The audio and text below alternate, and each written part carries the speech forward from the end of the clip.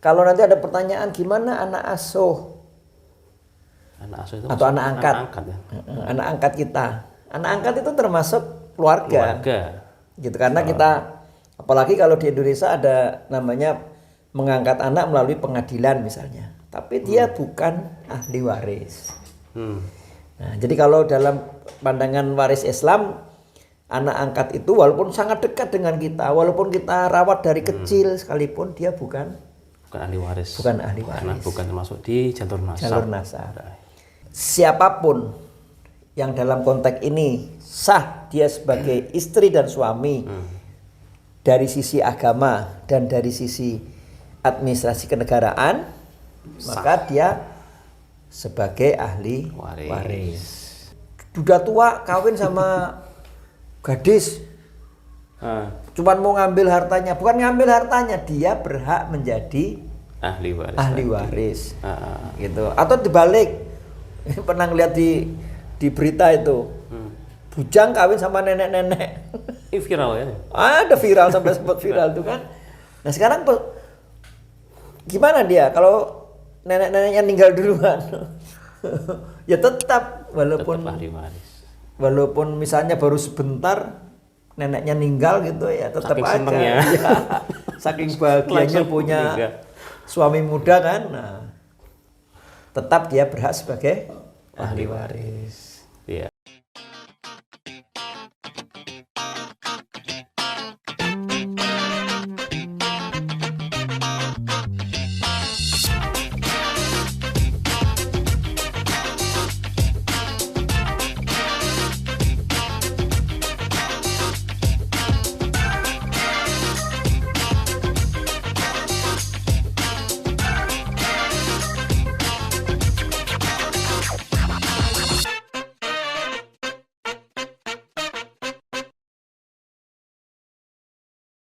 Assalamualaikum warahmatullahi wabarakatuh.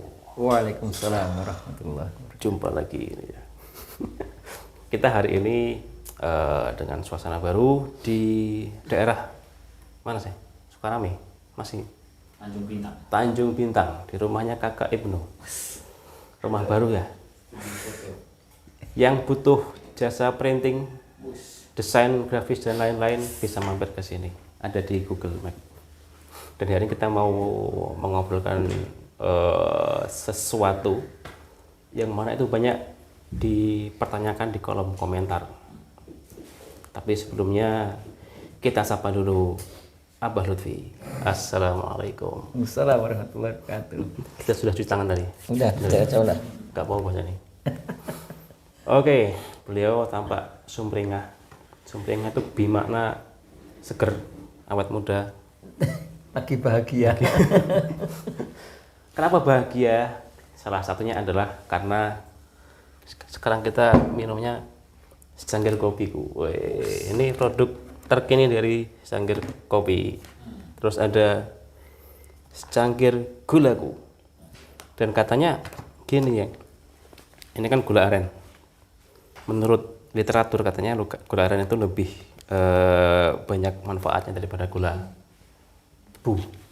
Katanya sih gitu. Oke, jangan lupa untuk di subscribe dan dinikmati kopi dan juga gulanya dan dapatkan mugnya. Waduh. Oke, kita mau bahas sambungan dari materi kemarin ya. Kemarin kan bahas soal apa sih yang yang perlu dilakukan kepada orang yang meninggal, dan selanjutnya waktu itu dibahas adalah soal pembagian waris. Dan hari ini kita perlu membahas juga lanjutannya, yaitu siapa sih yang secara syariat itu memang berhak untuk menerima warisan gitu ya. Jadi itu kan ada di beberapa pertanyaan di kolom komentar di YouTube.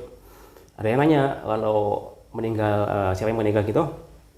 Beliau nanya kalau anaknya dapat warisan enggak, atau pamannya dapat warisan enggak, atau keluarganya dapat warisan apa enggak. Itu kita perlu bahas secara mendetail, dan tentunya kita insya Allah akan berlanjut ke materi-materi berikutnya di sisi yang lain. Namun hari ini kita membahas soal itu. Kira-kira gimana Dad? Untuk kali ini? Baik, terima kasih sahabat secangkir kopi TV. Ya, panggilannya itu ya, sahabat secangkir kopi TV. Pemirsa ya. Siang hari ini tadi pertanyaan dari Bang Destur itu sebenarnya lebih spesifik menanyakan tentang siapa-siapa yang berhak mendapatkan waris gitu ya. Ahli waris. Ahli warisnya itu siapa-siapa orang yang atau sebab-sebab orang bisa mendapatkan waris. Biar nggak rebutan. Ya, karena nggak semua orang bisa mendapatkan warisan. Karena di kolom komentar yang sering ditanyakan oleh para pemirsa itu, yang sering pertanyaannya itu tentang bagaimana anak angkat dapat waris enggak. Ada yang nanya gimana kalau istri muda baru sebentar suaminya udah meninggal. Berhak nggak? Berhak apa enggak? Ada yang nanya Mertuanya. suaminya itu baru kayaknya kurang produktif, dapat apa enggak. Nah, begitu sebenarnya pertanyaannya. Makanya pada YouTube kita kali ini kita ingin jelaskan sebab orang mendapatkan waris gitu. Nah, sebab-sebab mendapatkan waris. Jadi sebenarnya ada secara singkat itu ada 3, Bang. Ada 3 kelompok orang yang berhak mendapatkan waris. Pertama, nasab, sebab nasab. Kedua, sebab pernikahan. Nah, ketiga, sebab perwalaan atau pembebasan budak. Jadi orang mendapat waris itu, cuman itu sebabnya. Cuma 3. Tapi nanti klasifikasinya sedikit itu orang-orang itu masuk mana poin-poinnya itu ya. Nah, jadi kalau misalnya keluarga nih, nasab. Berarti. Karena keluarga itu belum tentu nasab. Ya, itu dia. Nah, gitu. Keluarga itu belum tentu nasab. Belum tentu nasab. Jadi kalau di Indonesia apalagi ini keluarga saya, dari siapa? Dari istri saya, dari paman saya gitu. Jadi Di keluarga juga. gitu. Tapi bukan tadi nasab. ya. Nah, oleh karena itu kalau bicara waris, maka keluarga dalam garis nasab. Oh, itu perlu dicatat itu. Nasab. Anak angkat termasuk keluarga. Kalau di Indonesia itu Ya. masuk keluarga, tapi bukan garis nasab. Gitu. Nasab itu garisnya dari Ya, nasab itu artinya bersambung darahnya, rahimnya. Nah, jadi misalnya gini, kita itu nasab kita berarti kalau ke atas bapak ibu, di atasnya bapak ibu berarti ada kakek nenek, gitu. Baik dari kakek nenek nyambung ke ibu ataupun kakek nenek nyambung ke bapak. Nah, kalau ke samping nasab itu ada paman, ada pakde, ada saudara sesusuan. Itu kalau ke samping, bukan sesusuan, saudara kita, saudara sepupu gitu. Saya ulangi, bukan sesusuan ya, saudara sepupu samping kita. Kalau ke bawah ya cucung. Dari kita, anak kita, cucung. Nah, gitu. Kalau nanti ada ponakan cucu ponakan. Nah, itu semuanya tersambungkan karena rahim atau nasab tadi. Nah, walaupun kalau semuanya lengkap nih, semuanya ada. Itu yang utama. Nah, nanti pada pertemuan berikutnya nanti kita akan bahas nasab mana yang pasti dapat dan tidak. Tapi secara umum nasab terdekat itu bapak dan ibu kita kalau ada. Kemudian nasab ke bawahnya anak. Oh, itu berarti satu tingkat di atas kita. Satu tingkat di bawah kita. Jadi kalau ini lengkap, itu yang lainnya tertutup. Nah, itu dia. Jadi kalau memang ada ayah dan ibunya, berarti tertutup yang lain. Ya, kakek nenek enggak, apalagi pakde, paman enggak, apalagi gitu. Di bawah juga kalau memang ada anak terutama laki-laki ya. Berarti sepupu dan lain-lain itu tutup. Cucung juga enggak. Nah, gitu. Nah, ini nasab nih. Nah, jadi kalau nanti ada pertanyaan gimana anak asuh? Anak asuh itu atau anak angkat. Anak angkat ya.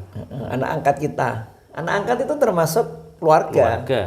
Gitu, karena kita apalagi kalau di Indonesia ada namanya mengangkat anak melalui pengadilan misalnya. Tapi dia bukan ahli waris.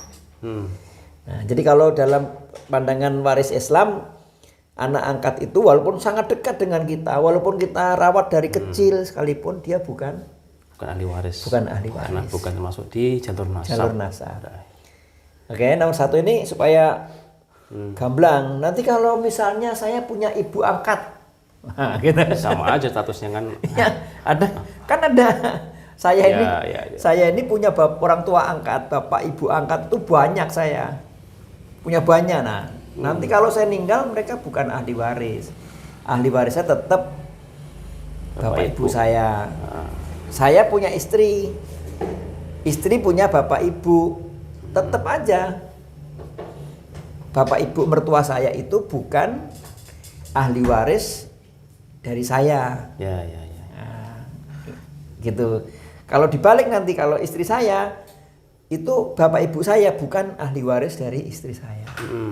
Karena jalurnya bukan jalur nasabnya. Ya.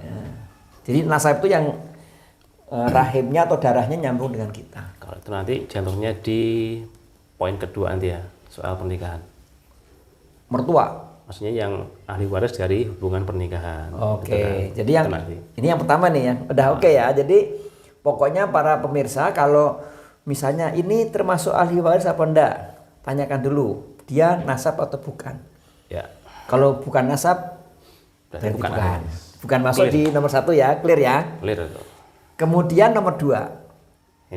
Ini jalur pernikahan. Ya, ada kasus nih. Entar dulu, saya jelasin dulu. Pernikahan itu berarti maksudnya pasangan suami istri. Ya. Jadi suami itu menjadi ahli waris istri menjadi ahli waris suaminya. Saling mewarisi gitu. Siapa yang duluan itu berarti mewarisi. Kalau yang ditinggal berarti menjadi ahli waris. Penerima warisnya. Nah, gitu. Itu sebabnya pernikahan. Nah, kasus apa tadi? Tadi itu kan ada yang ngecan kan, ada apa namanya ya, istilahnya berondong. Berondong itu apa? Berondong itu laki-laki muda. Laki-laki muda kawin nyarinya sama wanita tua. Janda tua. Waduh. Yang tinggal 1-2 hari udah dipanggil gitu kan. Kan kelimpahan hartanya tuh mendadak kaya gitu misal. Iya. Atau sebaliknya kakek-kakek sudah nyari apa lagi kan, tinggal apa namanya, tinggal menunggu waktu, tapi kekayaannya melimpah. Pengen nikah kan tinggal gampang nyari anak-anak gadis gitu kan, dinikahi. Terus kalau meninggal gimana ya? Berhak nggak warisnya? Jangan dikira kalau muda itu meninggalnya terakhir loh ya. Wah, iya, belum tentu juga. Covid gini nggak tahu juga. Iya, jangan dikira kalau udah muda terus nanti meninggalnya terakhir. Jangan. Enggak juga. Asumsi. Ya. Kebiasaannya ya. Biasanya gitu. Nah, baik. Jadi sebab kedua orang bisa mendapatkan waris itu karena sebab pernikahan. Pernikahan yang dimaksudkan itu pernikahan syar'i. Gitu. Pernikahan yang rukun dan syaratnya terpenuhi. Pernikahan syar'i. Nah, kalau di Indonesia atau di berbagai negara muslim hari ini tuh kan rata-rata punya undang-undang perkawinan tuh. Nah, jadi kalau undang-undang perkawinan di Indonesia selalu harus memenuhi 2 syarat. Pertama, memenuhi syarat agama.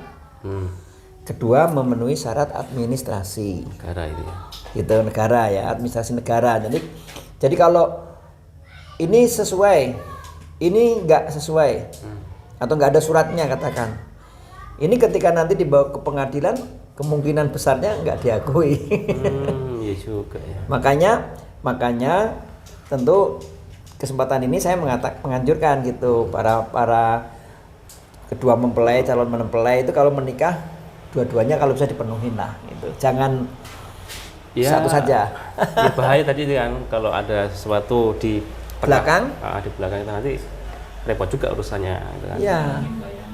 Jadi kemana nanti juga butuh buku nikah dan seterusnya. Ya. Repot juga. Makanya harus dua-duanya dipenuhin. Nah, kalau ada pernikahan yang sah, gitu, pernikahan yang sah, maka suami dan istri itu saling mewarisi, gitu. Karena kemarin ada yang tanya gini, ada kasus ibunya janda, ya bapaknya meninggal duluan, berarti ibunya janda kan, tahu-tahu kawin, ini jandanya kaya nih, janda kaya, janda produktif nih. Nyari berondong nggak?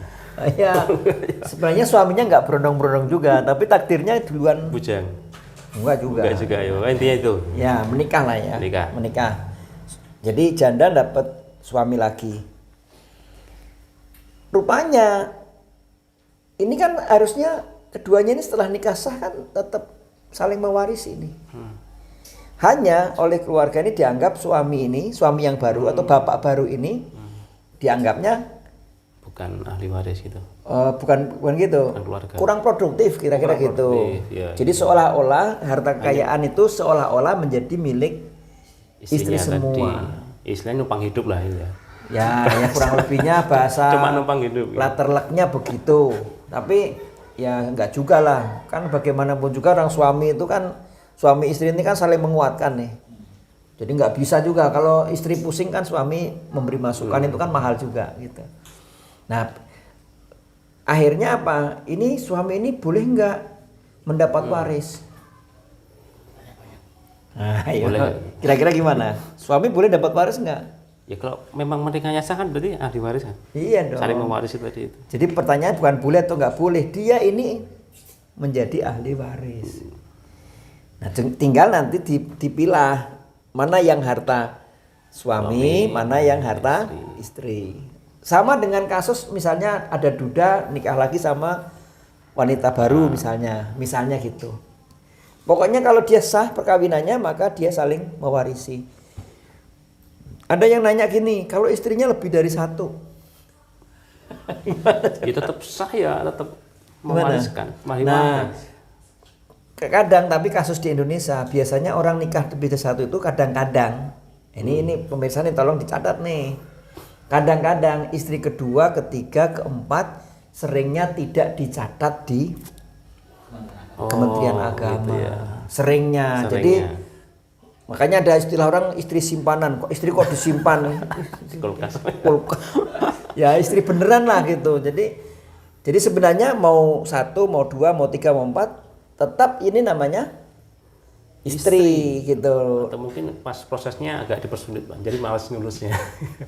Ya, karena kan kalau di pengadilan kan harus ditanya istri pertama mengizinkan atau enggak. Nah, ini problem nih.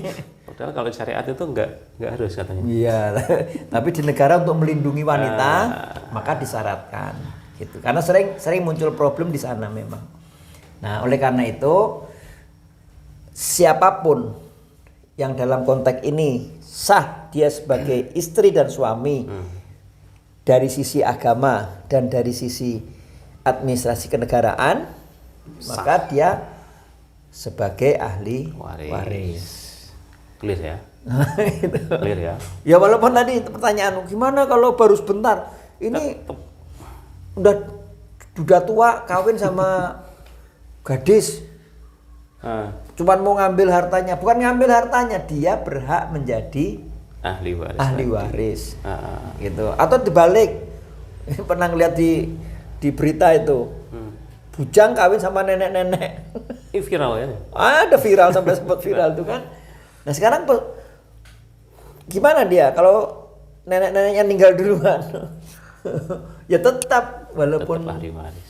Walaupun misalnya baru sebentar neneknya meninggal gitu ya tetap saking aja. Senengnya. Ya, saking bahagianya punya suami muda kan. Nah, tetap dia berhak sebagai ahli waris. Iya, clear ya. Gitu. Karena hubungan pernikahan itu menyebabkan dua orang yang tidak senasab, tidak ada hubungan sebelumnya nasab, menjadi berhak untuk mewarisi hartanya. Cuma yang ini cuma perjelas juga ya, waktu yang pertama jangan lupa untuk ditonton, perjelas juga hartanya, gitu kan? Ya. Berbicara harta suami yang mana, harta istri yang mana, sehingga tidak terjadi percekcokan ini harta siapa? Akhirnya bingung juga. Jadi harus dipisah dulu batas suami mana, harta istri mana gitu. Oke, nomor 2 sudah. Clear. Nomor 1 apa tadi? Nasab, Nasab. Nomor 2 hubungan pernikahan. hubungan pernikahan. Sah. Yang sah. Ya. Ini harus catat dulu yang sah. Kalau yang Sembunyi-sembunyi. gimana Pak kalau yang Gimana? istri simpanan?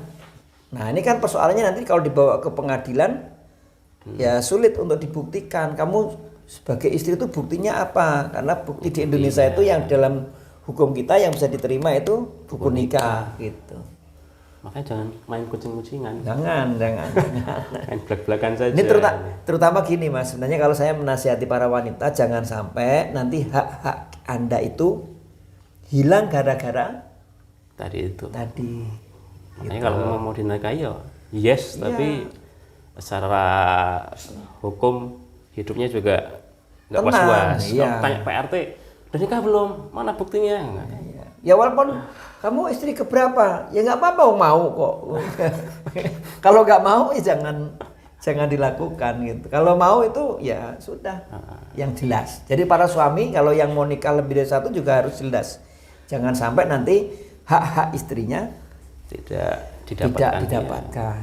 Itu masih terdolimi juga ujung-ujungnya kan. Gitu. Itu ya, kita hidup di negara secara apa namanya ya, secara hukum ada sendiri hukumnya itu. Hukumnya pernikahan. Jangan menyelisih hukum itu, akhirnya nanti susah kerepotan di belakang tadi. Oke, nomor 1, 2 sudah. Ada lagi? Yang satu lagi ini memang para ulama menyebutnya wala.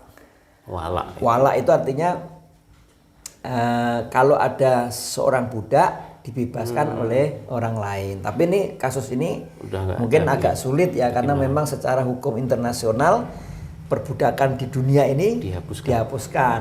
Udah nggak ada hukum perbudakan gitu. Tapi nggak ada selain kita pelajari nih. Ya. Gimana soal perbudakan itu? Yang ini, kasus ini. Kasus ini. Jadi kalau misalnya ada orang yang membebaskan budak. Jadi budak itu kan harus ditebus untuk merdeka. Beli ya. Dibeli ditebus. Misalnya Kasus Bilal dulu ya waktu itu ya. ya Bilal itu dibebaskan, nah gitu. Jadi dulu belinya Bilal itu berapa, dibayar. Jadi gitu kasusnya, ilustrasinya gitu, Bilal dulu gitu. Nah kemudian satu lagi apa namanya, ketika dia sudah dibebaskan, nah tentu kalau sudah dia meninggal salah satu kemungkinan salah satu ahli warisnya adalah Yang tuannya yang membebaskan tadi. Bukan tuannya lagi karena dia membebaskan, iya, dia membayar itu untuk membebaskan gitu. Ya. Bukan untuk dimiliki. dibeli lagi. Kalau dibeli kemudian Dibebaskan. dimiliki bukan bebas namanya, pindah pemilik gitu. Ya. Gitu. Jadi dibebaskan maka dia menjadi salah satu Ahli waris. ahli waris. Itu ya sampai detail itu di dalam Islam itu apa namanya istilah budak itu sampai detail juga diatur, bukan semena-mena. Budak itu kayak apa namanya istilah kayak Binatang. dijajah. Kayak binatang. Di tali diikat. Nggak sebegitunya. Islam itu mengatur dan memuliakan manusia. Tidak sampai menzoliminya. Mungkin gitu ya. Ada lagi nggak? 3 itu aja cukup 3. insya Allah. Jadi sebabnya 1 apa tadi? Nasab. 2 Dua pernikahan. itu 3 karena wala. perwalian. Wala. Wala. Ya. Jadi kalau ada 3 sebab ini maka orang bisa mendapatkan waris. Tapi kalau tidak ada 3 sebab ini namanya bukan ahli waris. Bukan waris. Nanti kalau dia bisa dapat Ya. bisa nggak orang lain dapat uang dari kita? Tapi bukan sebab waris. Ya. Gitu. Nah ini yang harus kita cobain supaya gamblang. Frame-nya adalah ini 3 ini adalah sebab-sebab seseorang itu menjadi ahli waris. Ahli waris. Gitu ya. Terima kasih. Quote-nya sudah tayang di Instagramnya Cangkir Kopi TV. Dan jangan lupa dicicipi kopinya, dicicipi gulanya. Waduh, ini gula sehat ini, beda sama gula tebu. Buat yang diet, ibu-ibu yang pengen diet, cocok banget. Gitu, mudah-mudahan semakin bermanfaat. Jangan lupa untuk subscribe. Sekarang subscribe-nya berapa? 1000 lebih. 800. Wah, kita ngitung nunggu subscriber supaya lebih semangat. Ayo di subscribe, ayo di like, ayo di share supaya kontennya semakin meriah, semakin bisa memberikan alternatif solusi buat teman-teman yang memang masih galau terhadap apa namanya ya kebutuhan ilmu ya. Gitu. Kita sampai jumpa di pertemuan yang lain dengan pembahasan yang lain. Ini ada 2 pembahasan yang kita pengen istiqomah, itu ada 2 ya. Satu bab nikah, yang kedua itu bab waris. Jadi jangan sampai ketinggalan untuk disimak dari part 1 sampai part Berikutnya. terusnya. Ya bab nikah sama spesialis Waris. kakak Ridwan. Yang waris nanti dengan kami. Oke, terima kasih. Assalamualaikum warahmatullahi wabarakatuh. Waalaikumsalam warahmatullahi wabarakatuh.